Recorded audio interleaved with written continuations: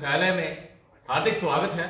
साथियों, भाजपा निरंतर एक से एक मुद्दे जो है वो आपके सामने लाते हैं। आज उसी कड़ी में बात करने के लिए हमारे बीच में है हमारे सीनियर प्रवक्ता भाई अरुण गुप्ता जी, उनके साथ में है बड़ी बहन प्रवक्ता रजनी सेठी जी। अब मैं गुजारिश करूंगा भाई अरुण गुप्ता जी से कि वो अपनी बात आपके सामने रखें। धन्यवाद डॉक्टर प्रदीप जी और मेरे साथ बैठी हुई रजनी जी का बहुत बहुत आपका भी, जो जितने यहाँ पे हमारे मीडिया के सब लोग हमारे साथी हैं, बहुत बहुत आपका स्वागत, अभिनंदन। हम आज जिस विषय पे बात करने वाले हैं वो 2025 का जो बजट अभी पेश हुआ है उसके ऊपर हम बात करने वाले हैं।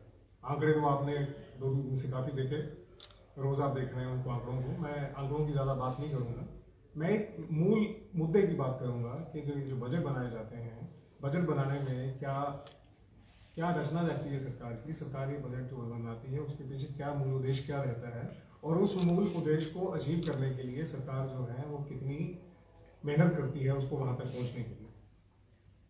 सबसे पहले हम ये बात समझें कि 2047 में जब हमारा देश 100 वर्ष पूरा करेगा, हमारा मानना ये है, प्रधानमंत्री जी जो हमारे इस देश नेतृत्व करते हैं, हमारे जो नेता हैं, उनका मानना ये है कि ये भारतवर्ष उस जगह पर पहुंचना चाहिए जहाँ पे आज हम 5th इकोनॉमी से टॉप इकोनॉमी बनना चाहिए। और ये कहने को हम 5th इकोनॉमी से टॉप इकोनॉमी में कह तो देते हैं, लेकिन इस इकोनॉमी में वहाँ तक पहुँचने के लिए बहुत मेहनत करनी पड़ती है।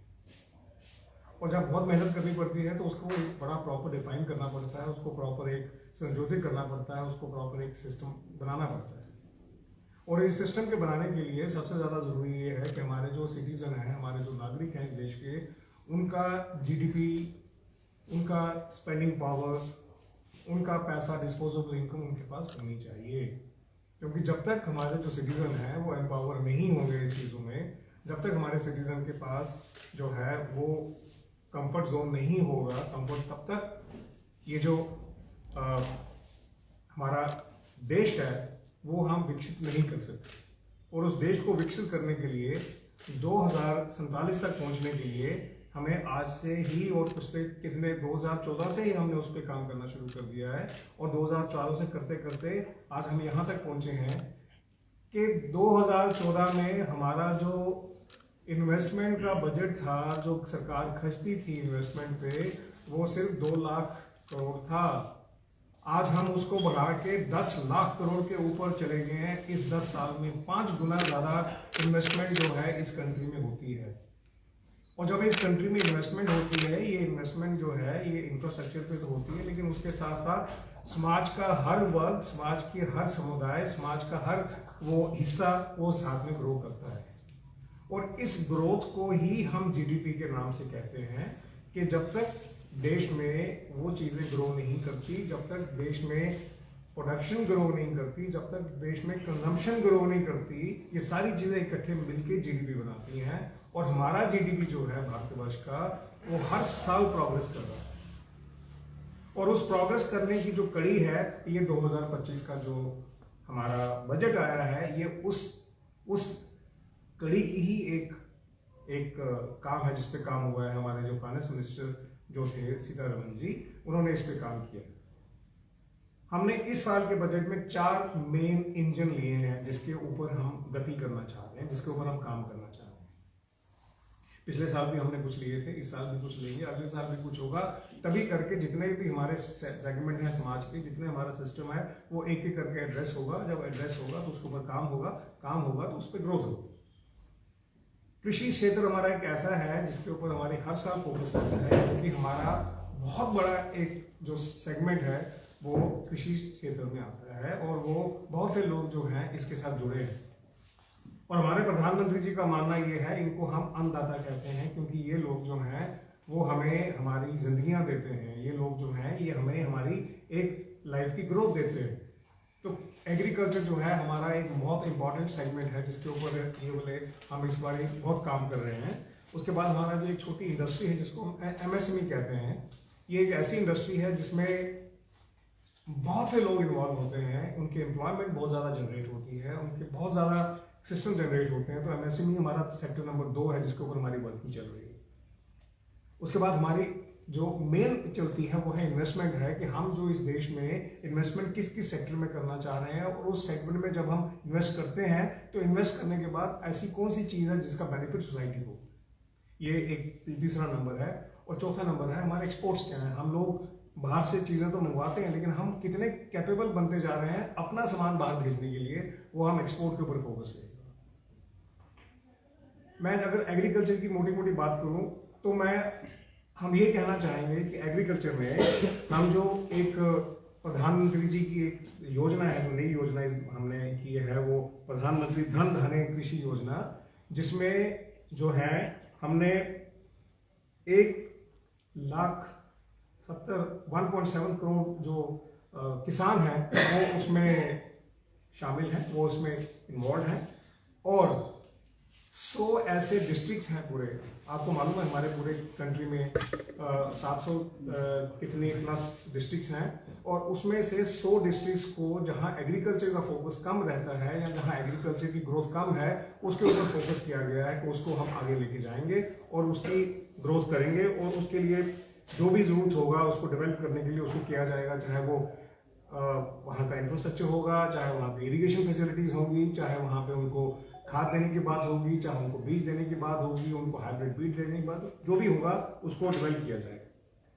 दूसरा हमारा फोकस रहता है एग्रीकल्चर में, हमारे यहाँ पे इस देश में दालों की कंजम्पशन बहुत ज़्यादा की जाती है, हर जगह की जाती है। अगर आप साउथ में देखें, साउथ से लेकर नॉर्थ में हर जगह दाल बहुत ज़्यादा कंज्यूम की जाती है। तो हमारा मानना ये है जो हम बाहर से इंपोर्ट करते हैं दालें, बहुत ज़्यादा दाल इंपोर्ट होती है बाहर से, उसको हम खत्म करना चाह रहे हैं और अपने देश को हम ग्रो करना चाह रहे हैं उस लेवल पे जहाँ पे दाल की हमारी अपनी प्रोडक्शन जो है वो अच्छी होनी चाहिए।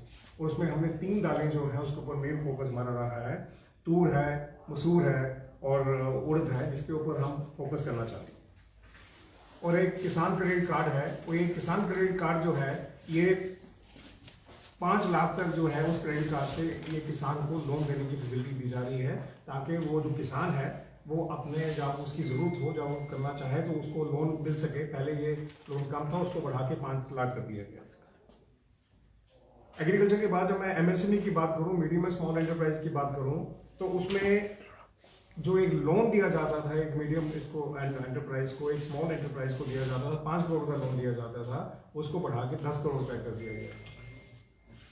और ये 10 करोड़ का लोन है, ये छोटा लोन नहीं होता है, ये बहुत बड़ा लोन होता है। इसके साथ बड़ी ह्यूज एनवायरमेंट जनरेट की जाती है, इसके साथ बहुत ज़्यादा चीज़ें जनरेट होती हैं, ऑटोमेटिकली जनरेट होती है। इसके साथ हमारा फोकस लेदर इंडस्ट्री पे बहुत ज़्यादा रहेगा, हमारा फोकस टॉय इंडस्ट्री पे बहुत ज़्यादा रहेगा, हमारा फोकस जो है टेक्सटाइल इंडस्ट्री पे बहुत ज़्यादा रहेगा, हमारा फोकस जो है आर्टिफिशियल इंटेलिजेंस में जो एक्सीलेंस सेंटर बनाने की बात हो रही है उसके, क्योंकि आज पूरे विश्व में एआई के ऊपर बहुत ज़्यादा चर्चा हो रही है और इसके ऊपर ह्यूज इन्वेस्टमेंट हो रही है। हमारा मानना यह है कि अगर भारतवर्ष को डिजिटल कॉन्सेप्ट में पूरा ग्रो करना है, अगर भारतवर्ष को आगे बढ़ना है, तो आपके पास जो एक्सीलेंस सेंटर है इसका एआई का, आर्टिफिशियल इंटेलिजेंस का, उसके ऊपर आपका कंट्रोल होना बहुत जरूरी है। अगर आपका उस पर कंट्रोल नहीं है तो आप जो है अपनी चीजें अपने हिसाब से, अपने देश की रिक्वायरमेंट के हिसाब से आगे नहीं चला सकते। तो आपको एआई पे बड़ा फोकस करना पड़ेगा। और मैंने जैसे पहले कहा, जो हमारा कैपिटल एक्सपेंडिचर है, जिसको हम इन्वेस्टमेंट कहते हैं, वो कैपिटल एक्सपेंडिचर हमारा जो है वो 10,000 पहले जो कैपिटल एक्सपेंडिचर हमारा था वो 2 लाख करोड़ था, आज हम 10 लाख करोड़ से ऊपर की बात कर रहे हैं। बहुत बड़ा एक एक्सपेंडिचर होने जा रहा है, जिसके ऊपर हमारे इंफ्रास्ट्रक्चर डेवलप होता है, जिसमें हमारे रोड, ब्रिजेस, टनल्स, सब पूरा का पूरा सिस्टम उसमें डेवलप होता है। और इसके साथ साथ जो नीचे सेक्टर डेवलप होता है, एंसिलरी सेक्टर जिसको कहते हैं, या वो सेक्टर जिसको इसकी डायरेक्ट एम्प्लॉयमेंट, इनडायरेक्ट एम्प्लॉयमेंट मिलती है, वो बहुत ज़्यादा ह्यूज होता है। देखिए आप, बड़ी छोटी सी बात है कि अगर 1 रुपया खर्च किया जाता है, वो 1 रुपये में यहाँ उसमें सीमेंट लेंगे, लोहा लेंगे, उसमें आप बजरी लेंगे, उसमें आप कुछ भी लेंगे, वो जाएगा तो सिस्टम में ही। जब वो सिस्टम में जाता है तो 1 रुपया सर्कुलेट होता है, और जब 1 रुपया सिस्टम में सर्कुलेट होता है तो वो हजारों लोगों को जो है फीड करता है। तो इस तरह की जो इन्वेस्टमेंट होती है, ये इन्वेस्टमेंट हमने 5 गुना इसको बढ़ाया है, 2 लाख करोड़ से लेकर आज हम इसको 10 लाख करोड़ की बात कर रहे हैं, जो बहुत बड़ा जंप है। 10 साल में इतना बड़ा जंप होना बहुत एक नॉर्मल होता नहीं, लेकिन क्योंकि देश में हमारे जो प्रधानमंत्री जी की नेतृत्व में जो सरकार चल रही है, उनका मानना बहुत ज़्यादा जरूरी है कि देश का पैसा जो है वो देश में लगना बहुत जरूरी है। उसके बाद हमने मेडिकल इंफ्रास्ट्रक्चर पे बहुत फोकस किया। हमारा मानना ये है कि मेडिकल कॉलेजेस जो हैं, नर्सिंग कॉलेजेस जो हैं, या बाकी जो सिस्टम है वो इंक्रीज करना चाहिए, क्योंकि देश में आज भी डॉक्टर्स की बहुत कमी है, आज भी जो पैरामेडिकल स्टाफ है उसकी बहुत कमी है। अगर आप डिस्ट्रिक्ट हॉस्पिटल्स के लेवल पे भी देखें, बहुत ज़्यादा कमी है। ये चीज़ें होके ही होंगी। आज हम जो चीज़ जिसका हम आज आह्वान करते हैं, जिस चीज़ के बारे में आज हम बात करते हैं, ये ऐसा नहीं कि इसका बेनिफिट इमीडिएटली होना शुरू हो जाता है, इसमें टाइम लगता है। टाइम जब लगता है तो इसका मतलब ये है कि आज हमने सोचा, आज हम बात कर रहे हैं, या पिछले साल हमने सोचा, आज उसका बेनिफिट हुआ, आज जो हम सोच रहे हैं उसका बेनिफिट पर्कुलेट होते होते नीचे आता है, तो टाइम लगता है। लेकिन सबसे बड़ी बात यह है कि 2047 तक पहुंचने के लिए हमें आज से ही प्लानिंग करके वो वहां तक पहुंचना होगा। मेडिकल इंफ्रास्ट्रक्चर का पैमाने और हर डिस्ट्रिक्ट हॉस्पिटल में डे केयर कैंसर सेंटर को डेवलप किया जा रहा है। और डे केयर सेंटर को इसलिए डेवलप किया जा रहा है कि हमारे देश के पूरे विश्व में ये कैंसर की जो एक सिस्टम है वो बहुत ज़्यादा ग्रो कर रहा है। उसको कंट्रोल करने के लिए डे केयर का होना बहुत ज़रूरी है। 36 लाइफ सेविंग ड्रग्स हैं जिसके ऊपर जो इम्पोर्ट की जाती हैं उसके ऊपर बड़ा ह्यूज कस्टम ड्यूटी लगा करता था, वो गवर्नमेंट ने टोटल एग्जाम कर दिया। और अब वो जो है 36 जो लाइफ सेविंग ड्रग्स है बहुत महंगी होती हैं, उसके ऊपर कस्टम ड्यूटी काम होने से बहुत चीप होगी और सस्ती होगी। सबसे इंपॉर्टेंट पॉइंट जो मैं आज आपके साथ करना चाह रहा हूँ कि डिस्पोजेबल इनकम जो है लोगों की 7 लाख से डिस्पोजेबल इनकम बढ़ के 12.75 होगी और 1 करोड़ से ज़्यादा लोगों को इसका बेनिफिट मिला था।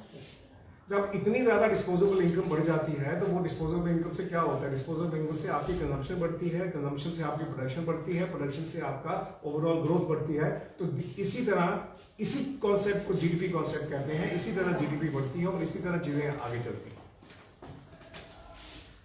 हमारा युवा पे बहुत फोकस रहता है कि हमारा जो युवा है वो बिल्कुल प्रॉपर इस पे काम करना चाहिए और युवा की ग्रोथ के लिए हम जो है पूरी तरह से इस पे काम करते हैं। युवा ग्रो करना चाहिए। और देखिए जर्मनी में क्या होता है कि 95% पॉपुलेशन जो है वो उसके स्किल में रहती है। हमारा युवा भी जो है वो स्किल में डेवलप होना चाहिए।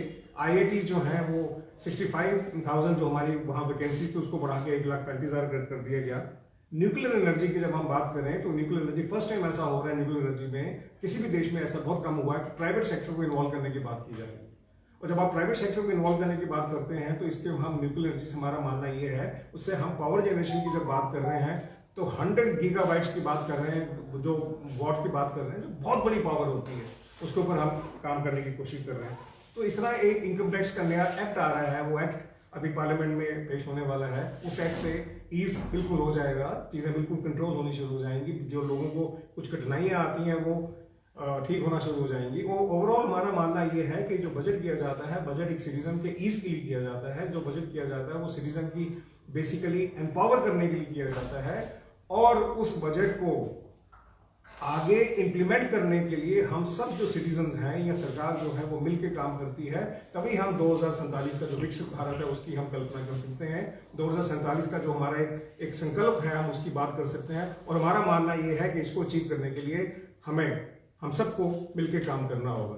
मेरे साथ रजनी जी हैं, रजनी जी अपना पक्ष रखें। धन्यवाद अरुण जी। महिलाओं का अहम योगदान, मोदी जी की सरकार ने बता दिया कि महिलाओं के बगैर देश उन्नति नहीं कर सकता, देश विकसित भारत नहीं बन सकता। बजट की बात अरुण जी ने पूरी डिटेल में आपसे कर ली, तो महिलाओं से रिलेटेड भी कुछ पॉइंट्स उन्होंने रखे हैं जिनकी बात मैं करना चाहूंगी। महिलाएं 2014 के बाद से मोदी जी के कार्यकाल में समझ रही हैं कि वो समाज का बराबरी का हिस्सा है। ये हम सब जानते हैं कि 50% जो है वो महिलाएं हैं हमारे समाज की। हमारी समाज की तरक्की तभी मुमकिन है जब महिलाओं के लिए भी कुछ प्रावधान रखे जाएंगे। 4 चीजों पर फोकस किया गया है बजट में: गरीब, युवा, अन्नदाता और नारी। खासतौर से युवाओं और नारी पे फोकस किया गया है। नारियों के लिए जो सक्षम आंगनवाड़ी सेंटर्स हैं उनको सक्षम करने की बात की गई है। जो पोषण है 2.0 उसके तहत कहीं ना कहीं जो 1 करोड़ गर्भवती महिलाएं हैं और 20 लाख जो हमारी किशोरियां हैं, 8 करोड़ के करीब बच्चे, उनको न्यूट्रिशन चीजें दी जाएंगी, ये सरकार ने तय किया है। इससे पहले मिशन शक्ति ऑलरेडी था, उसको एम्पावर करने की बात की गई है, जिसके तहत 3,150 करोड़ ये बजट में प्रावधान रखा गया है जो अलग अलग स्कीम्स है महिलाओं को लेकर, जैसे बेटी बचाओ बेटी पढ़ाओ या वन स्टॉप सेंटर या skill building. One stop centre उन महिलाओं के लिए जहां डोमेस्टिक वायलेंस महिलाओं के साथ होती है और वो उस स्टॉप सेंटर में जाकर अपनी सहूलियतों को पा पाते हैं और उनको वहां पर कहीं ना कहीं लीगल बेनिफिट और लीगल मदद भी मिलती है उन महिलाओं को। मोदी जी के बजट में जो पहली बार कोई महिला अपना बिजनेस शुरू करना चाहती है, ऐसी 5 लाख बहनों को कहीं ना कहीं 20 करोड़ रुपए देने के टर्म लोन देने का जो बेनिफिट है वो सरकार ने घोषित किया है। तो मुझे जो कहना है आपके माध्यम से कि महिलाओं के कारण आप लोग देख रहे हैं कि लगातार किस तरीके से महिलाएं वोटिंग करती हैं और एक सरकार को बनाने का काम करती हैं। मोदी जी ने महिलाओं की पावर को समझा है और मुझे लगता है कि 2047 का जो विकसित भारत का लक्ष्य लेकर हम लोग चल रहे हैं उसमें महिलाओं की अहम भूमिका रहेगी। इसके लिए मैं महिलाओं की तरफ से मोदी जी का बहुत बहुत धन्यवाद करना चाहूंगी। अपनी फाइनेंस मिनिस्टर निर्मला सीतारमण जी का भी धन्यवाद जिन्होंने महिलाओं की चिंता की। बहुत बहुत धन्यवाद।